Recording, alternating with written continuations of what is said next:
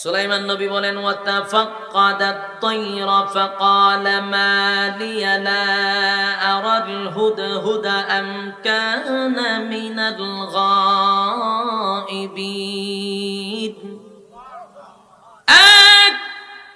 আমার কি হয়ে গেল গো, আমি তো হুদহুদকে দেখছি না।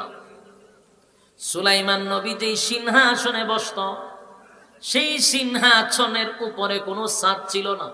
সব পাখিরা এইভাবে ছাদ দিয়া রাখত, সব পাখিরা ডানা মিলা এইভাবে থাকতো, পুরাটা ছাদ দিয়া রাখতো পাখিদের ডানা দিয়া।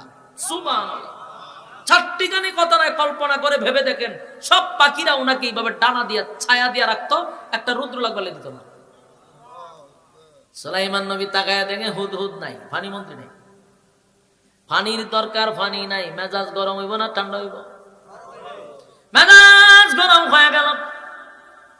পানির দরকার, পানি মন্ত্রী কই রে? সবাই তালাশ করে, পানি মন্ত্রীরে পায় না।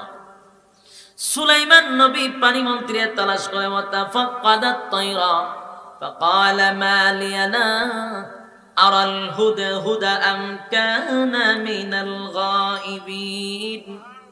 কি ব্যাপার, আমার হুদহুদ গেল কোথায়? হুদহুদকে পাওয়া যায় না। রাগান্বিত হয়ে গেল, মেজাজটা গরম হয়ে গেল। বাহিনীর মধ্যে একজন যদি অনুপস্থিত থাকে, স্বাভাবিক রাগ করার কথা।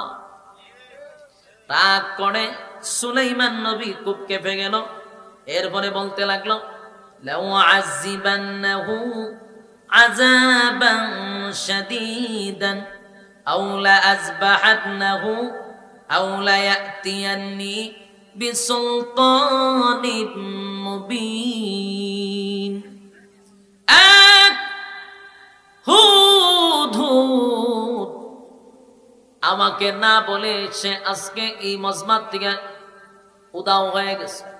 যদি আজকে আসে রে, হুদহুদকে আমি জবাই করে ফেলব। হুদহুদের দুইটা ট্যাং আমি ভেঙে ফেলব, ডানা কেটে ফেলব। রাগান্বিত হইয়া উনি খুব কেঁপে গেছে, হুদহুদরে জবাই করো।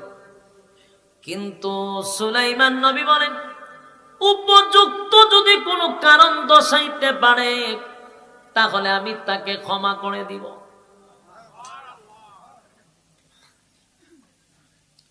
সে যদি আমার কাছে উপযুক্ত কোনো প্রমাণ দিতে পারে, ওয়াদা দিলাম আমি তার ছেড়ে দিব।